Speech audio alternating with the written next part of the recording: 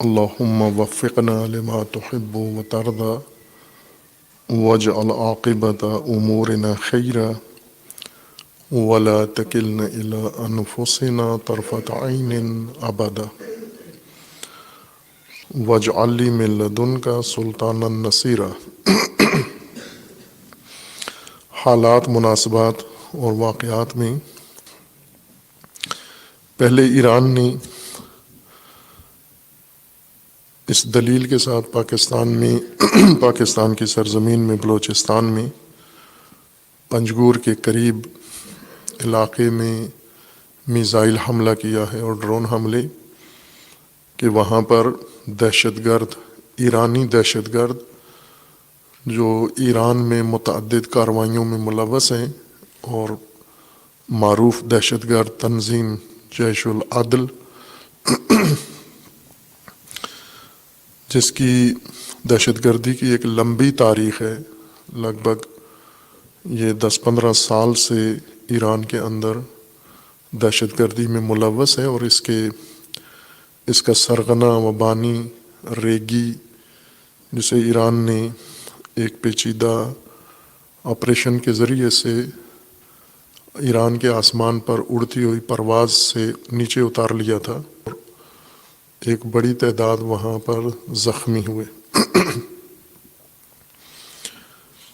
اور اس کے بعد ایران نے ان مجرموں کو سزا دینے کے لیے اعلان بھی کیا تھا، اور پہلے عراق میں موجود داعش اور دہشت گرد مراکز کردستان کے اندر ان کے اوپر حملہ کیا، اور اس کے علاوہ ایران نے پاکستانی پروازیں ممنوع قرار دی ہیں کہ ایران کی فضا سے پاکستان کے کوئی جہاز نہیں گزریں گے۔ ایران میں بھی ہوا ہے اور پاکستان میں بھی۔ ایران کی کونسل کا ظاہراً بیانیہ آ گیا ہے، لیکن پاکستان کی کونسل کا بیانیہ رہتا ہے۔ خبریں آ رہی ہیں کہ وہ عسکری اور سیاسی قیادت بیٹھ کر اس موضوع کا جائزہ لے رہی ہیں، اور اسی طرح بیانیے پاکستان کے اندر بالخصوص مذمتی بیانیے اور سیاسی بیانیے، ہر طبقہ، ہر دھڑا، ہر گروہ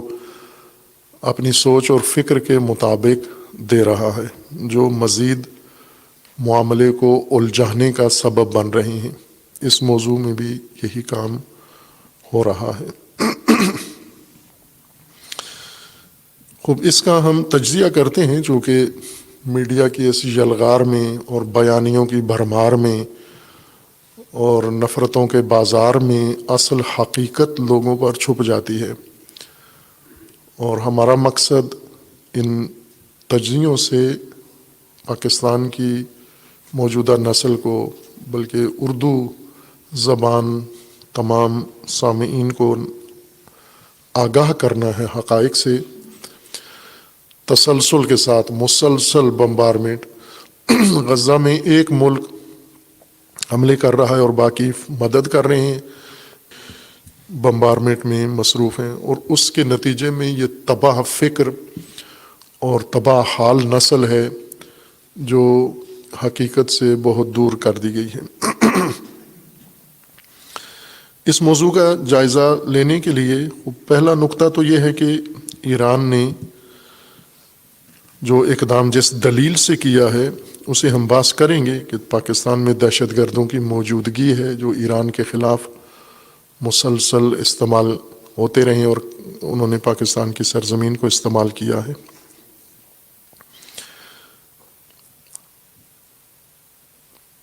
ایران نے ان افراد کی نشاندہی کر کے پھر ان پر حملہ کیا ہے، لیکن پاکستان کو اعتماد میں نہیں لیا، کہ جب پاکستان میں بھی ہے کہ مثلا پاکستان کی پولیس ضلعی سطح پر منظم کی گئی ہے، ہر ضلع کی پولیس کا ایک اپنا نظام ہے۔ ایک ضلع کی پولیس جب دوسرے ضلع میں کوئی کارروائی کرتی ہے تو دوسرے ضلع کی پولیس کو اعتماد میں لیتی ہے، اور ظاہر ہے کہ ایران پاکستان دونوں ہی مشابہ قسم کی صورتحال کا شکار ہیں، یعنی دونوں دہشت گردی کا شکار ہیں عرصے سے۔ ایران 40 سال سے زیادہ عرصہ ہو گیا ہے دہشت گردی کا شکار ہے، تقریباً 44 سال ایران کو ہونے والے ہیں دہشت گردی کا شکار ہے۔ جب سے ایران میں انقلاب اسلامی آیا ہے اور اسلامی حکومت قائم ہوئی ہے، اس وقت سے پہلے دن سے ہی شروع ہوئی دہشت گردی اور آج تک رکی نہیں ہے۔ یہ عمل بڑے عرصے تک جاری رہا اور اس پورے عرصے میں پاکستان مکمل طور پر افغانستان جنگ کا حصہ بن گیا۔ ضیاء الحق نے تمام پاکستانی عوام کو، افواج کو، ملک کو، بیوروکریسی کو، پاکستان کی ہر چیز کو افغان جنگ میں دھکیل دیا۔ اللہم وفقنا لما تحب وترضى واجعل عاقبت امورنا خیرا ولا تکلنا الى انفسنا طرفة عین ابدا واجعل لی من لدنک سلطانا نصیرا۔ حالات، مناسبات اور واقعات میں پہلے ایران نے اس دلیل کے ساتھ پاکستان کی سرزمین میں بلوچستان میں پنجگور کے قریب علاقے میں میزائل حملہ کیا ہے اور ڈرون حملے، کہ وہاں پر دہشت گرد، ایرانی دہشت گرد جو ایران میں متعدد کارروائیوں میں ملوث ہیں، اور معروف دہشت گرد تنظیم جیش العدل، جس کی دہشت گردی کی ایک لمبی تاریخ ہے، لگ بھگ یہ 10-15 سال سے ایران کے اندر دہشت گردی میں ملوث ہے، اور اس کا سرغنہ و بانی ریگی، جسے ایران نے ایک پیچیدہ آپریشن کے ذریعے سے ایران کے آسمان پر اڑتی ہوئی پرواز سے نیچے اتار لیا تھا، ایک بڑی تعداد وہاں پر زخمی ہوئے، اور اس کے بعد ایران نے ان مجرموں کو سزا دینے کے لیے اعلان بھی کیا تھا، اور پہلے عراق میں موجود داعش اور دہشت گرد مراکز کردستان کے اندر ان کے اوپر حملہ کیا، اور اس کے علاوہ ایران نے پاکستانی پروازیں ممنوع قرار دی ہیں کہ ایران کی فضا سے پاکستان کے کوئی جہاز نہیں گزریں گے۔ ایران میں بھی ہوا ہے اور پاکستان میں بھی۔ ایران کی کونسل کا ظاہراً بیانیہ آ گیا ہے، لیکن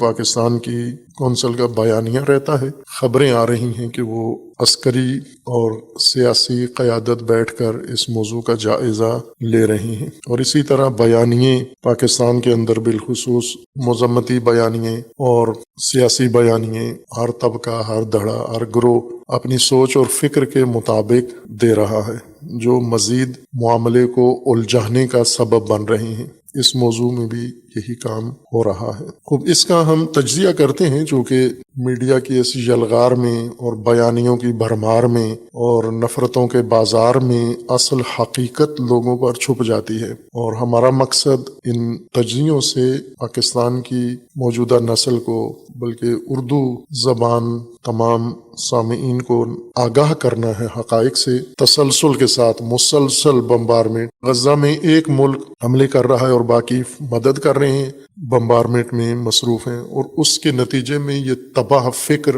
اور تباہ حال نسل ہے جو حقیقت سے بہت دور کر دی گئی ہے۔ اس موضوع کا جائزہ لینے کے لیے پہلا نقطہ تو یہ ہے کہ ایران نے جو اقدام جس دلیل سے کیا ہے اسے ہم بحث کریں گے کہ پاکستان میں دہشت گردوں کی موجودگی ہے جو ایران کے خلاف مسلسل استعمال ہوتے رہے اور انہوں نے پاکستان کی سرزمین کو استعمال کیا ہے۔ ایران نے ان افراد کی نشاندہی کر کے پھر ان پر حملہ کیا ہے، لیکن پاکستان کو اعتماد میں نہیں لیا، کہ جب پاکستان میں بھی ہے کہ مثلا پاکستان کی پولیس ضلعی سطح پر منظم کی گئی ہے، ہر ضلع کی پولیس کا ایک اپنا نظام ہے۔ ایک ضلع کی پولیس جب دوسرے ضلع میں کوئی کارروائی کرتی ہے تو دوسرے ضلع کی پولیس کو اعتماد میں لیتی ہے، اور ظاہر ہے کہ ایران پاکستان دونوں ہی مشابہ قسم کی صورتحال کا شکار ہیں، یعنی دونوں دہشت گردی کا شکار ہیں عرصے سے۔ ایران 40 سال سے زیادہ عرصہ ہو گیا ہے دہشت گردی کا شکار ہے، تقریباً 44 سال ایران کو ہونے والے ہیں دہشت گردی کا شکار ہے۔ یہ عمل بڑے عرصے تک جاری رہا، اور اس پورے عرصے میں پاکستان مکمل طور پر افغانستان جنگ کا حصہ بن گیا۔ ضیاء الحق نے تمام پاکستانی عوام کو، افواج کو، ملک کو، بیوروکریسی کو، پاکستان کی ہر چیز کو افغان جنگ میں دھکیل دیا،